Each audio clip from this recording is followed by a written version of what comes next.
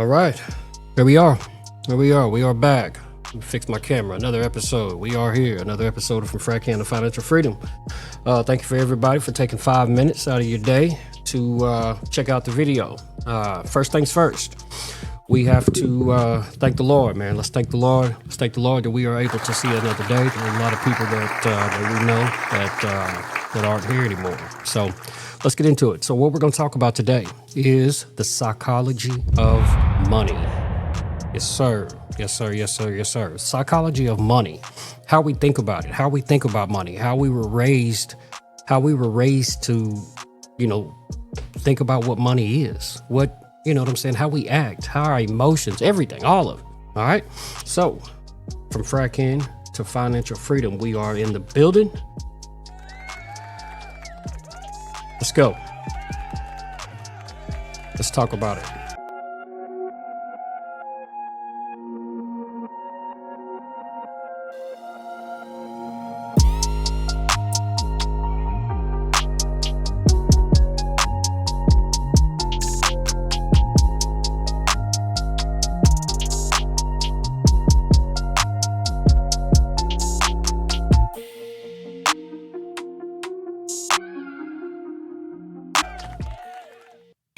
All right, so the psychology of money. So what is the psychology of money? You know me. Once we talk about a subject, it's always good.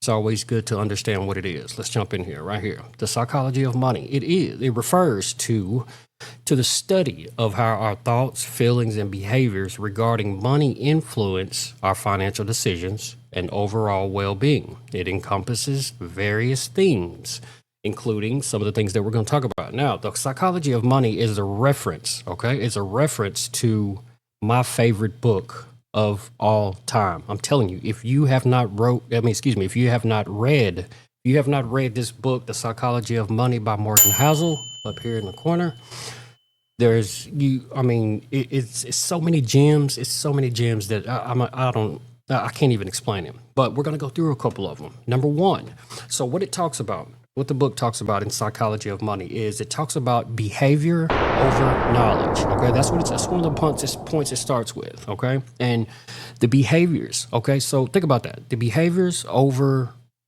our knowledge, how we behave versus the knowledge that we have about what money is and how you use it and what it's used for and how it can be used to make and build wealth and all of that. The behavior over knowledge. You know what I'm saying? So it talks about those points. That's a very good point. It's basically understanding how emotions like anxiety and avoidance affect financial choices. All right. Number two, it talks about influence of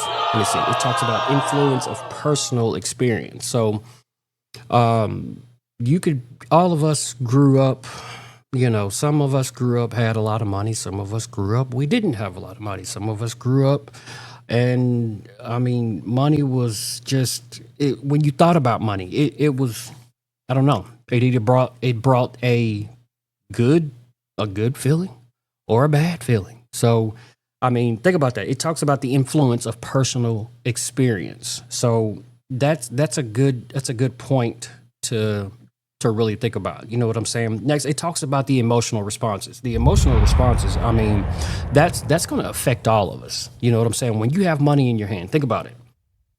Let's say if somebody gave you $10,000. If somebody gives you $10,000 and you just have $10,000 in your pocket, $10,000 is not a lot of money. I hate to say it, in 2025, it's just not a lot of money. But if it gave it to you, you're going to react emotionally. You're going to be like, man, you know what?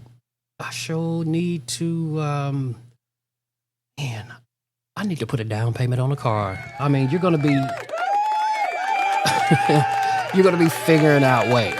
You're going to be figuring out ways to buy stuff. Now, on the flip side of that, the emotional response. Like if you don't have, let's say, if you are a member of the struggle, you know this one very well.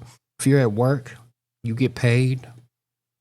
You pay your rent, you pay your car note, you pay your insurance. Now you have $400 to make it for 2 weeks. you're going to react emotionally to that. You're going to be in a bad mood. You're going to be trying to figure out, like, man, how, it's just going to be just a stagnant feeling of, I mean, how in the hell am I going to make it until, so that's an emotional response. And we all, if, like I said again, if you are a member of the struggle, you know what that is. You know what I'm talking about. So next it talks about long-term thinking. Very few of us think about long-term money. Like, what, man, am I going to have enough money? Am I going to have enough money when I stop working? Am I going to have enough money in the next 10 years, in the next 5 years, in the next 2 years? I mean, very few of us. And that's a problem. That's the problem, including me. Well, until now, I've gotten a lot better. You got to give me a round of applause on that one. You know what I'm saying? So, yeah. long-term thinking about money. And the last point I'll talk about is, it says personal finance. Personal finance is personal. Your personal finance. And that's where I'll leave it. Personal finance is personal. Like, wherever you are in your financial, if you have, let's just say wherever you are, if you have a lot of things, if you have a lot of assets, if you have a lot of liabilities, wherever you are. A lot of us, social media does it. Oh my God, social media does it and really messes it up, our emotional thinking for a lot of us. Yes, social media. Don't even get me started on that one. That's a whole nother topic. But your personal finance it's personal. Wherever you are versus whatever you see online, on social media, on, your neighbors, just your personal finance on where you stand and where you are and what age and stage you are as far as your personal finance. It's personal, man. It just really is. So those are the different aspects. I just gave you 5 points. I mean, it is a very, very good book. Check it out. The Psychology of Money by Morgan Housel. Please, everybody in my community, check that book out. But like I said, I just went over a couple of bullet points that it talks about. Behavior over knowledge, and that's what I want you to kind of, when you read the book, I want you to really, really listen to that. Behavior over knowledge, influence of personal experience.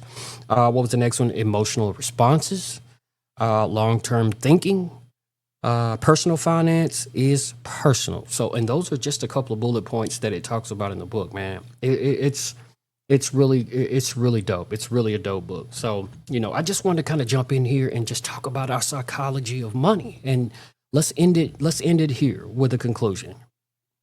The psychology of money, you have to, it's like anything else. It is like anything else in life. You have to literally study and understand what money does and how you use it. Its assets and its liabilities, okay? You have to get rid of the liabilities.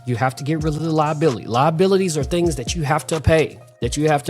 Your car, yes, those are necessities. You need them. But I'm saying things that money has to go out. You have to keep those as low as possible. Assets, asset columns. That's the column that you have to build if you want to become wealthy. Real estate, if you want to get a rental house, if you want to get a vending machine, if you want to get assets or things that bring in money versus things that go out. Okay, so think about that, man. Think about that. Come on. Assets, liabilities, the psychology of money. All right. So this is your boy, man, from Frack Hand to Financial Freedom, man. If we just we really didn't go too deep in depth, but we just talked about a couple of points that the book talks about and that you want to think about. You know what I'm saying? So, man, throw your boy a like, subscribe to the channel, man. We're going to be talking about more, and we're going to be talking about, this is a financial channel, and we're going to be talking about trading, investing, and how to build wealth. Okay?